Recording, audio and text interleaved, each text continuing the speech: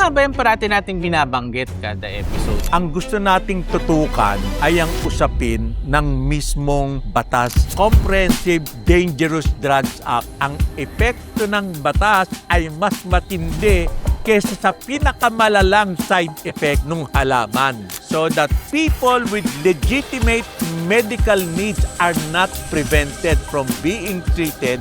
Ang cannabis and cannabis resin ay pwedeng gamitin gamot. Kaya lang, may problema. Alam mo, Dok, kung saan ang problema? Saan? Ang problema,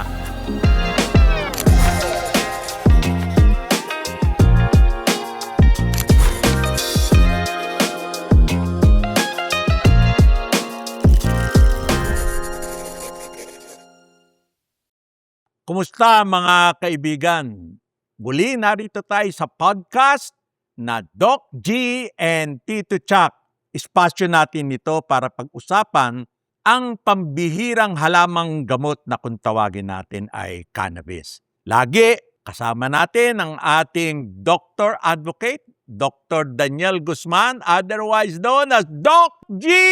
Sa mga masasayang nanunood, kasama natin. Kamusta kayo? Masayang-masaya tayo. Ako po, si Chuck Banansala o si Tito Chuck. Pinag-uusapan natin sa ating podcast na medyo nagkakaroon na ng ng lumalaki ng ating following. Salamat sa inyo pala. Oo. Pero ngayong araw na ito, ang gusto nating tutukan ay ang usapin ng mismong batas na kung tawagin natin ay RA 9165, otherwise known as the Comprehensive Dangerous Drugs Act of 2002. Narinig nyo yan ha, yung mga magpi-PLE dyan, yung mga magbo-boards ha, lumalabas sa exam yun, tandaan nyo yan. Oo. Oo, so ano nga ba yung parati nating binabanggit kada episode na RA 9165. 9165? Yung RA 9165 ay isang batas na nabuo dahil tayo ay pumirma sa tratado ng United Nations na kung tawagin natin ay United Nations Single Convention on Narcotic Drugs of 1961.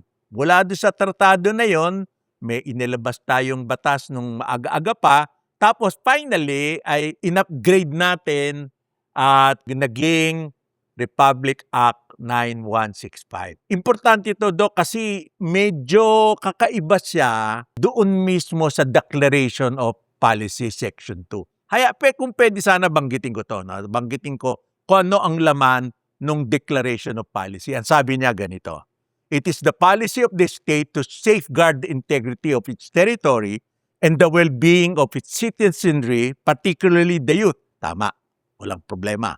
From the harmful effects of dangerous drugs on their physical and mental well-being. Immediately, medyo nakakatakot na. And to defend the same against acts or omissions detrimental to their development and preservation.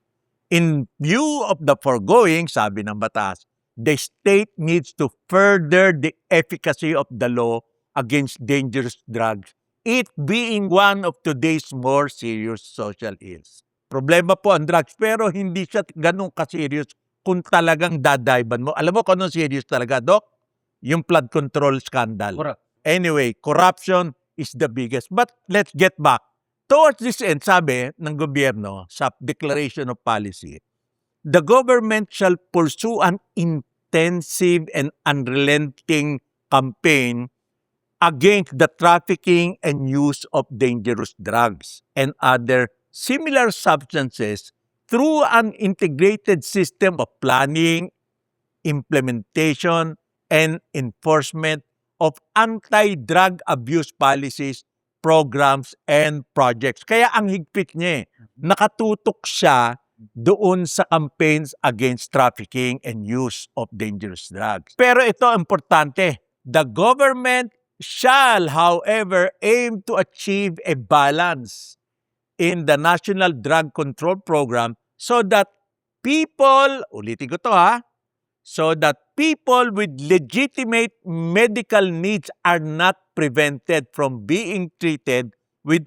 adequate amounts of appropriate medications which include the use of dangerous drugs. Sa batas na RA 9165, merong 3 halamang gamot na pinagbawal at tinratong dangerous.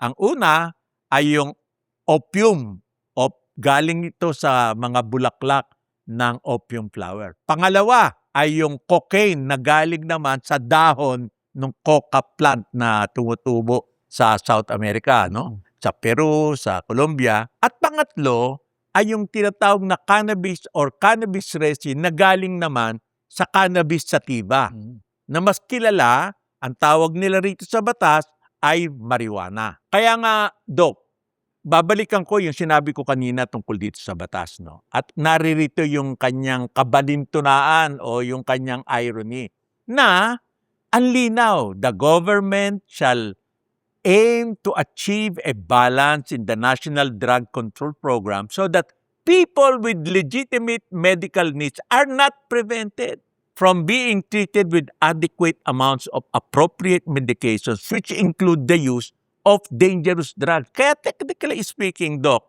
hindi ba? Tinanong ko na to sa mga abogado eh. Ang cannabis and cannabis resin ay pwedeng gamitin gamot. Kaya lang, may problema. Alam mo, Doc, kung saan ang problema? Saan? Ang problema ay doon sa scheduling. Yung pong ating batas ay merong karugtong na schedule, no? Schedule 1, 2, 3, 4. Meron pa nga 5 eh.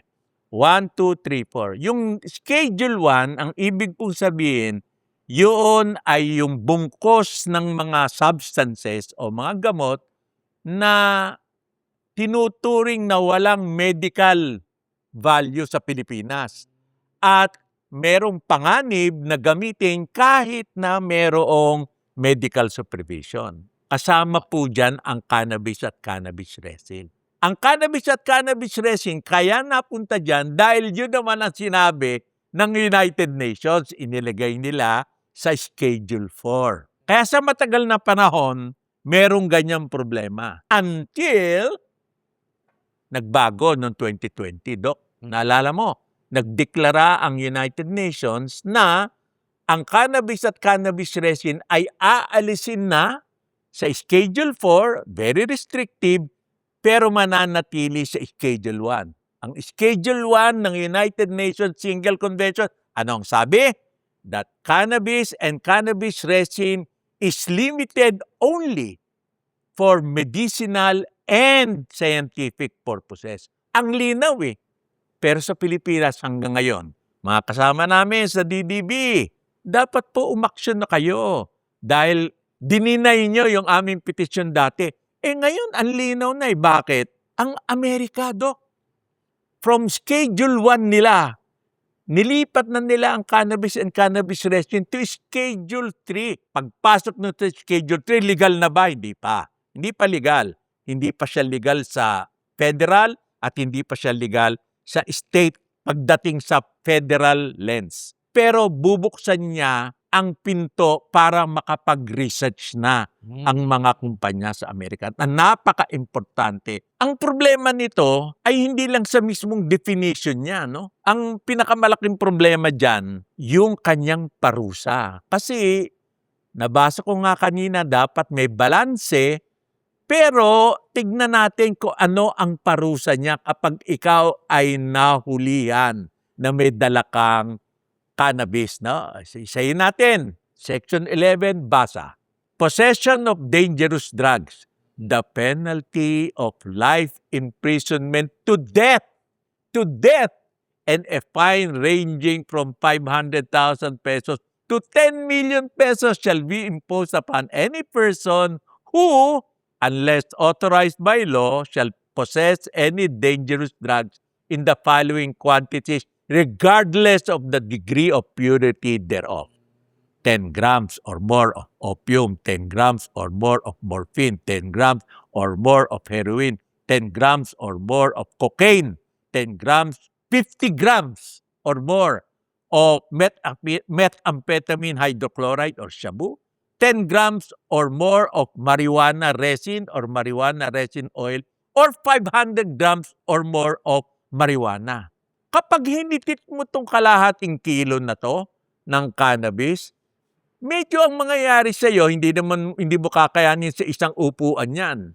Medyo baka maging magana ka sa pagkain, medyo ano pa ba pwedeng mangyari? So, antokin ka. Yung effect na yon, kumpara mo sa epekto ng batas. Ulitin ko the penalty of life imprisonment to death. Ang epekto ng batas ay mas matindi kaysa sa pinakamalalang side effect ng halaman. Hindi ba kakatwa ito, Doc? Ano ba opinion mo dyan? Tandaan niyo yung mga sinabing gramo nun, lumalabas sa exam yan, tandaan niyo. Lumalabas na sa exam. Oo, sa O, board exam. lumalabas na. Ayan yan, mga choices yan. Tatandaan natin yung amount kasi is parang ina-approximate nila kung gaano siya kadelikado. So yung mga mas delikadong droga, mas konti lang, mas delikado. So ibig sabihin, compared sa cannabis, 500 grams or more, 10 grams lang yung iba, 50 grams yung shabu.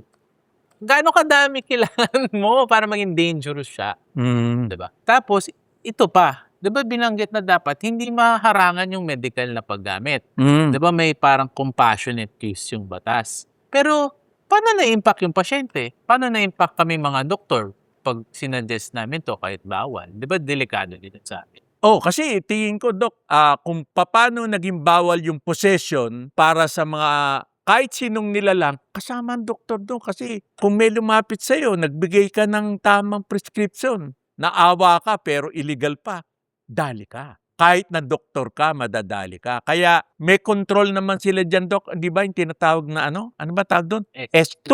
Ano ba yung S2, Doc? So ano siya, isa sa siyang mga licenses na binibigay ng PDEA at saka Dangerous Drugs Board para ma-monitor yung pag-prescribe ng mga dangerous drugs with medical uses, lalo na yung mga opioids, morphine, fentanyl, kahit yung mga benzodiazepine, yung mga drugs na pwedeng abusuhin. Mhm. Kasi nga meron siyang parang euphoric na pakiramdam o na naliligaya ka dahil sa effect ng drug na yon.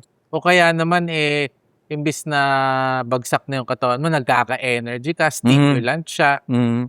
nagkakaroon ka ng gana Oo. out of nowhere, 'di ba? So ginagamit mo siya na hindi naka-prescribe sa'yo, yun yung Mm. pang-aabuso. So sa madaling salita, itong usapin ng batas na ito, meron din namang tama, pero napansin ko lang masyado silang nakafocus doon sa punitive o yung doon sa parusa imbis na doon sa rehabilitation ng mga tao. Katunayan, nabanggit ko na nga doon sa isa nating episode, noong 2024, nag-usap ang United Nations, ang Dangerous Drugs Board, at ang UP College of Law na baguhin na yung orientation na ito at i-revise or i-amend yung batas na ito. Kaya lang parang nauntol Sabi nila meron pa raw gagawing pagbabago kasi may isa pang issue tong RA 9165 na kakaiba yung cultivation. Alam mo ba, Doc, na pwede kang mag-cultivate ng marijuana o ng cannabis? Meron lang kondisyon. Ito, basahin natin ang Section 16 tungkol sa cultivation or culture of plants classified as dangerous drugs. Sabi nila, may penalty. Life imprisonment to death. Fine. 500,000 pesos to 10 million pesos shall be imposed kung ikaw ay magtatanim ng walang paalam. Provided that in the case of medical laboratories and medical research centers which cultivate or culture marijuana, opium poppy, and other plants or materials of such dangerous drugs for medical experiments and research purposes, or, take note, for the creation of new types of medicine. The board shall prescribe the necessary guidelines for the proper cultivation, culture, handling, experimentation, and disposal of such plants and materials. So, bukas ang isip ng batas. Kaya lang ang hirap makakuha dahil nga doon sa Schedule 1 ng cannabis and cannabis resin. Tito, ito ba yung sinasabi nating S6? Yan yung pang-research. S6 ang license, tama ka. Yan yung sa research na kinukuha sa PIDEA, no? At yun ay pwede mo makuha, kaya lang wala pa na gumagawa hanggang ngayon. Subukan natin. Mag-testing tayo. Ako po ay taga Masikhay Research at matagal na po namin plano yan. Kaya ang pwede natin gawin, mapag-aralan natin itong RA 9165 at bigyan natin ng pagkakataon na mapaunlad ito at madala na sa modernong panahon. Dito sa ibang bansa legal na siya. May mga iba't ibang framework yung mga bansa o iba't ibang way na ginawang legal yung cannabis. Ano ba mga way nila gawin? Halimbawa, sa Japan, no, ginawa na nilang legal, kaya lang limited siya dun sa isang cannabinoids, yung tinatawag na CBD or cannabidiol, no? Sa Germany, alam mo, ang Germany, napaka maunlad na bayan yan pagdating sa research, no? At powerhouse siya ng pharmaceutical industry nung bago magkagera, no? Nasira lang naman yun dahil natalo sila sa gera. Amerika na ang pumalit. Pero sa Germany, Kinuha kasi ng Amerika yung mga scientists nila. kinuha ng Amerika yung mga scientists nila. Pati sa racket si Von Braun. Anyway, sa ibang pagkakataon, mapag-uusapan natin yan. Ang importante sa Germany ay ginawa na ring legal ang cannabis bilang gamot at sa limited na paraan ay magamit bilang recreational substance under certain conditions. So bukas ang isip nila. Sa Amsterdam, ganun din. Linaw natin, ano?